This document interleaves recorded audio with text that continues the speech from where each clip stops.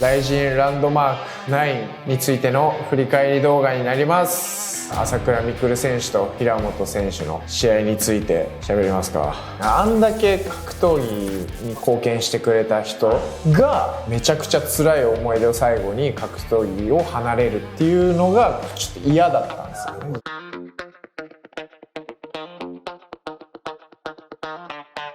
Welcome to Ria Channel。今日は RIZIN ランドマーク9についての振り返り動画になります。7月のスーパーRIZIN朝倉未来選手と平本選手の試合について喋りますか。はい、お願いします。はい、ランドマーク振り返りからですよね。アーセン対柴田選手。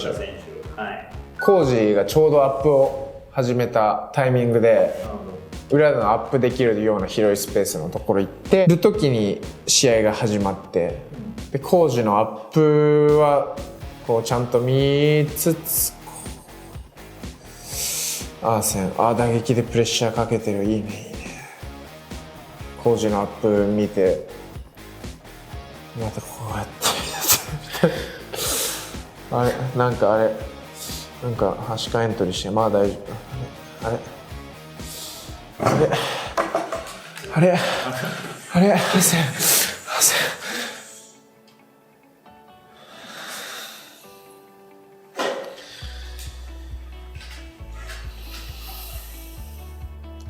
はい、あと10秒ちょっとやばかったっすね。動揺しちゃったっすね、さすがに。試合前はアーセン選手と言葉を交わされたりとかってはあったんですか？入場前に裏で見に行ってしたらすっごいいい顔で、本当ですか？分かってるよ、兄貴みたいな感じだったんで、いい顔してるし大丈夫かなと思って、コージのところに行きましたね。試合後、僕もすぐ練習も戻るつもりでいたんですけど、折れて今やっぱ川越通う生活もあるんで、そこで練習とかはあんまり見たりできず、会ったりもできず、 1,2 回ちょろちょろってあったぐらいで結構当日に迎えてて、今回すごい調整も良さそうだったしとは思ってたんですけど、唯一柴田選手も絶対足関節はレスラー相手だったので突破口としては一つ組み立ててくるような気はしてたんですけど、多分四角の外からついてきたのかなっていう感じですね。1ラウンド目はなんかすごくアーセン選手、いい感じのリズム。やっぱアーセンもあそこに練習してたものがギュッと出てて、動き出しで相手が後ろ重心から前に乗せてきたところに膝を合わせたりだとか、プレッシャーのかけ方もあって、これもう秒殺もあるかなっていう感じだったんですけど、やっぱそこかけ違えちゃったっすかね。ガッと来たタイミングでアーセンも落ち着きすぎちゃってたのかもしれないですね。気持ちよくガッて上げてガッて動くっていうことは、そっちにするのは簡単だからこそ、どんどん心を落として沈めてっていうのでちょうどいいバランスになるようなファイターが多いのかなっていうのは思うんですけど、そこへのバランスが偏ってしまったのかなっていう気はしてます。アーセン選手、試合後どんな様子だったかと。最初はやっぱここで負けるのは多分プランとして入ってなかったんで、っていう感じで動揺はやっぱありましたけど、さすがの立て直しの速さを見せてましたね。ジェンが崩してギャーっつって、次やりますよみたいな感じでしたそこでいる分には成長し続けるので、またやっていきたいと思ってますね。2戦目、武田浩二選手対萩原恭平選手の試合でしたね。僕は浩二のセコンドついて、セコンドっていう形でサポートさせてもらいました。で、無事判定勝ちですね。振り返りとしてはどんな感想をお持ちですか？良かったっす。浩二的にはやっぱすごいいい経験になりましたね。フェザー落とす3連敗中、最後が初めての KO 負け、アウェーでね。今回もアウェーで、相手フレーム大きいタイプの長い距離が得意なストライカーで階級を落とすっていう新しい挑戦もあってっていう、不安要素がいっぱいある中での試合だったんで、挑戦プラス試合苦手なタイプでもある浩二がどっちかっていうと、まあ得意とは言われるんですけど、組みついちゃえばの話ですよね、そこは。だからそこまでの距離はやっぱ向こうの方が強いし、そこを克服しなきゃいけないっていう、さらにそこに対してすごい恐怖を植え込まれてるっていう状態で戦う。で階級を落として通じるかもわからん、自分を信じるっていう心がちょっと落ちる要素も入ってきてるっていう中で、あのパフォーマンスをやったのはすごい良かったですね。でも個人的に3連敗して本人もこのままじゃダメだっていうので、自分がもともと作ってた体の動きとかっていうのを一回全部崩して打撃も組みつくために一から作り直すっていうことをやってきてたんで、良かった部分も出たし、まだトライしてるけど改善しなかったなっていう部分も出たし、だからどこをやっていこうっていうのは次に向けてしっかり見えた試合だったですね。始まって3分ぐらいは前回の試合の怖さがフラッシュバックしてるかなっていう、ちょっと見ててそういう動きをしてるなっていう気はしましたね。まあ、金玉をもらったのがやばかったっすけど、大丈夫ですか？リング降りてもうすぐバックステージでゲボと血尿がつってもうずっと。本当はあれって継続できるような状況ではなかったんじゃないんですかね？継続できなかったと思いますね。はい。わーとか言ってもう焦点も合わなくなって叫んでて変な汗がブワーって出てきて、でもそこでぐわっと汗かいてたし、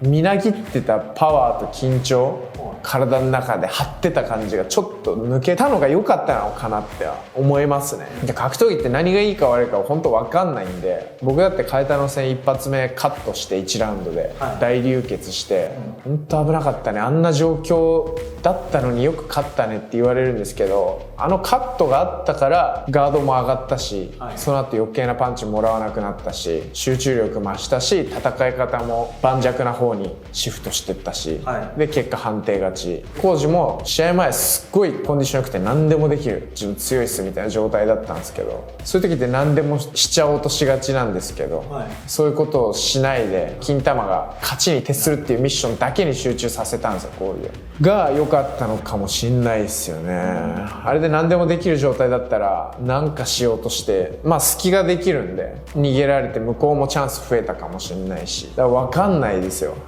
勝負は。でもだから良かったのかもしれないとも取れるし、関西での大会だったんで萩原選手のファンがすっごい多くて、会場もやっぱそっちだったんですよね。でもあそこでインターバル取って浩二頑張れっていう空気になったし、会場も萩原先生ちょっと体が冷えちゃった部分もあったかもしれないし、金玉捧げてよかったなっつって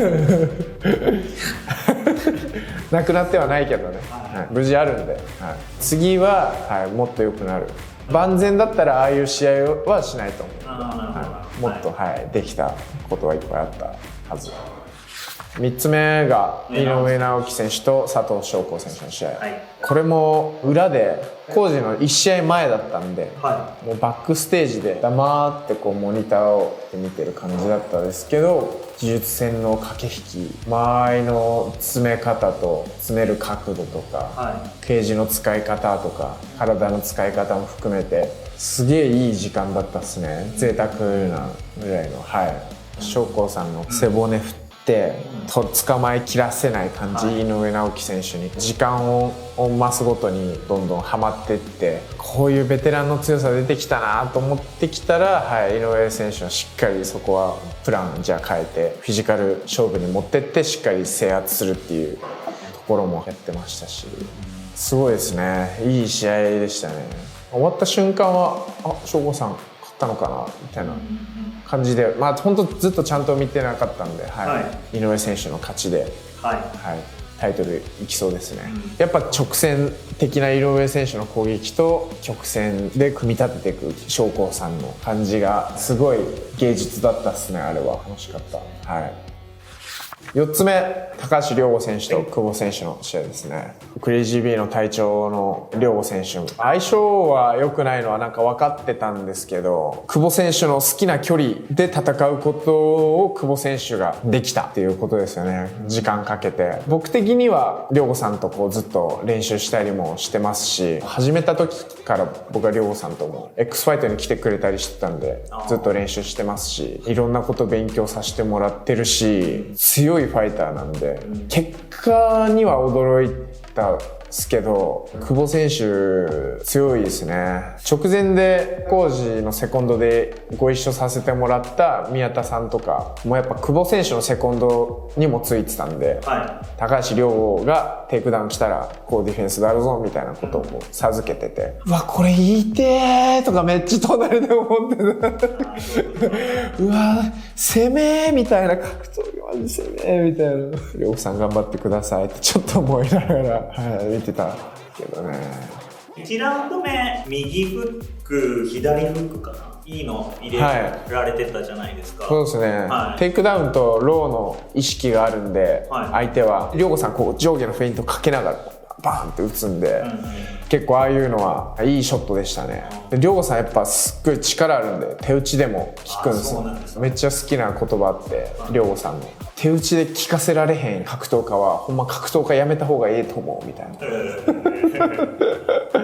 連動して全身使って効かすなんて当たり前やしみたいな、そもそも遅いやんそんなんみたいな、腕力だけでボーンって殴って失神させられるんだったらそれが一番良くないみたいな格闘それが一番手っ取り早いみたいな、そういう野生的なところがすごいあって、そういうのが出たっすよね。でもやっぱ時間経つごとに野生を封じ込めてったっすね、久保選手が。2ラウンド目でこうカットされた時に折れちゃったんですか？折れてなくて、そうなんですね。亮吾さんやっぱ骨めっちゃ丈夫なんでそうなんですね折れてないんですけど、カットされてあと3回ぐらいこれされたら結構足もけれんくなるなみたいな思ったらしくて、キックの王者じゃないですか、で距離感と角度とかをちょっとつかませてしまったっていうのもあって、ちょっと蹴れなくなった、そういうことなんですみたいな、ことをちらっと聞きましたね。以上が雷神ランドマーク9についての振り返り動画です。そして超雷神2、超雷神2、3ですね。3か、について今すごく騒がれてる朝倉未来選手対平本蓮選手、でももうすでにお話しされてるかもしれないんですけど、そうですね、格闘キャストで話しましたけど、リンヤチャンネルの方でもちょっと同じようなことになっちゃうんですけどね。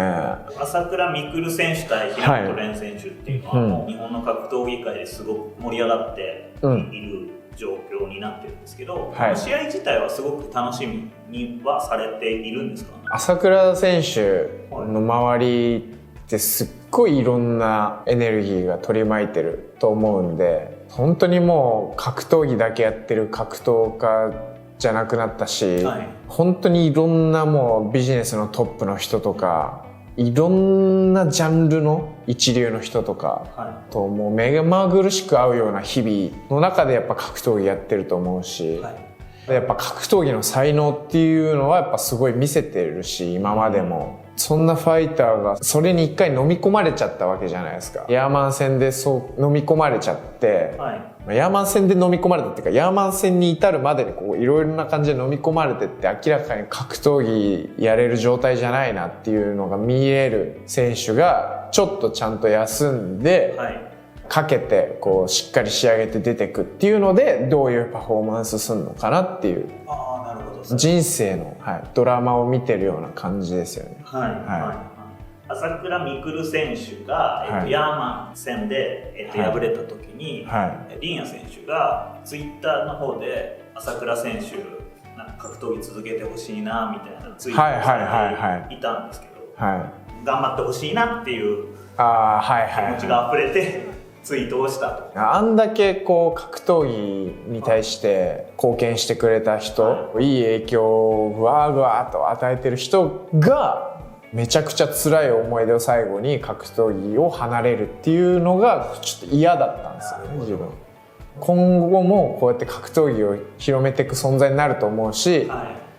そういう人がやっぱ格闘技って残酷なものだよで終わっちゃうと、それが伝わっちゃうような気がするんですよね、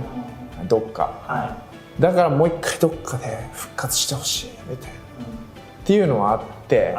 だからやっぱそうですね、次勝ったらめっちゃすごいなと思います、めめっちゃすごい。面白い試合になるかな。して勝ったら超すごいですよね。殻を破りつつ、はい、楽しくやってほしいですよね、はい、一番強い感じが出るんで、はい、平本蓮選手に対しての印象とかってありますか？繊細で怖さはすごい抱えてるなっていう印象ですね。繊細な分集中力がすごい高くて、はい、持ってる気質はやっぱ怖がりな気質は絶対あると思うんですけど、やっぱ腹決めた時の勢いとかはやっぱすごいし、はい、繊細な分やっぱ精度がすごい高いんで、綺麗な打撃ですよね。無駄なエネルギーを使わないみたいなのがすげえうまいなっていう、はい、印象ですね。はい、立技出身だけあって打撃とかはやっぱりうまい。そうですね。相手を誘うのもうまかったりするし、誘いのうまさですかね、はい、もうすごい感じますね。打撃の強さで言えばやっぱ朝倉選手の方が楽しんだ時のなんか暴力的な強さみたいなのはありそうな気がしますね。本来格闘技をより楽しんでるのはなんか朝倉選手のような気がして、でもやっぱカウンター同士になると平本選手の方が上手だと思いますね。はい、本当に楽しみですね。どういう展開になっていくかっていうところですね。行ってほしいですね。結構朝倉選手に行ってほしいかなと思う。そうですけどね。こんなまあ感じになりましたけど、以上がライジンランドマーク9についてと、超ライジン3での対戦カードについてでした。皆さんご視聴ありがとうございました。最後まで見てくださってありがとうございました。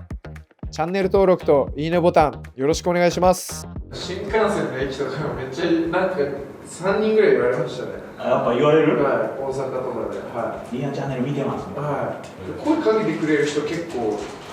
今日も家出た時ぐらい。